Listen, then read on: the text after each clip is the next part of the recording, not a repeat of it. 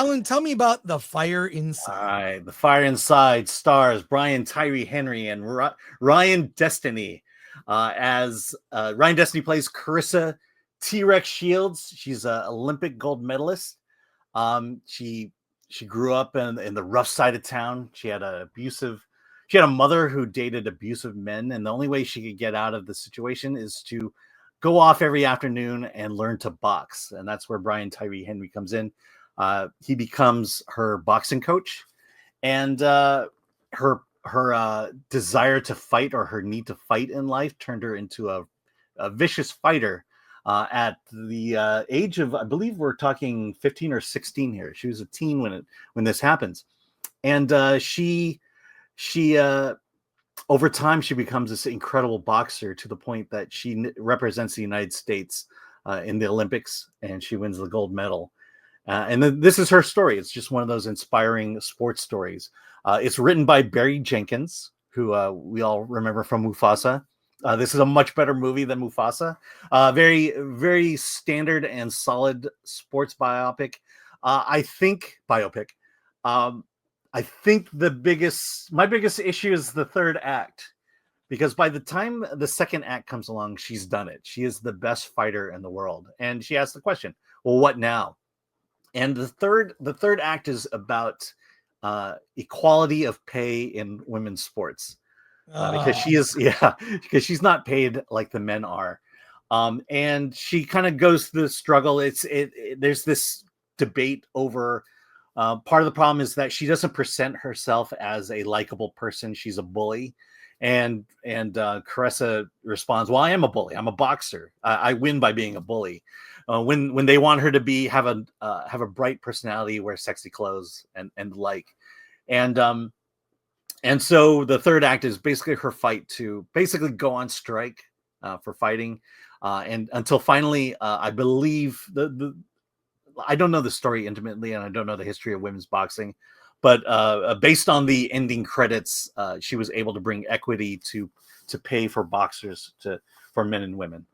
So that's kind of that story. Like I said, solid sports biography.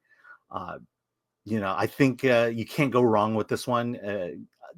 As much as the third act, just kind of it becomes a thing about equality, it's fine. It didn't bother me as much, and I think good performances all around. You don't seem super excited about this movie. Well, okay, let's take the third act out of it. It's a solid movie. It's a very solid movie. I kind of want more than just solid. I kind of want a movie that evolves the genre, that says something grander. And I felt like if there was anything grand to be said, it kind of really pay equality. That's the grand message of this. My opinion is get paid what you're worth. And apparently she's worth a lot, and she should get paid that much. And that's kind of my opinion on this. Literally, the marketplace is going to decide what you get paid. So if it's women's soccer, not that popular. Women's volleyball, very popular.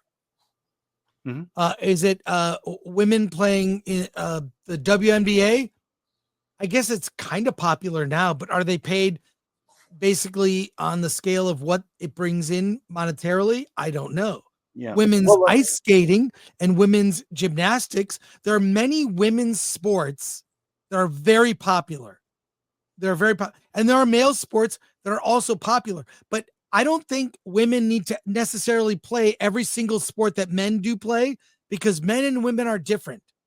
So the NFL's great, but I've only ever watched the Lingerie Bowl every year.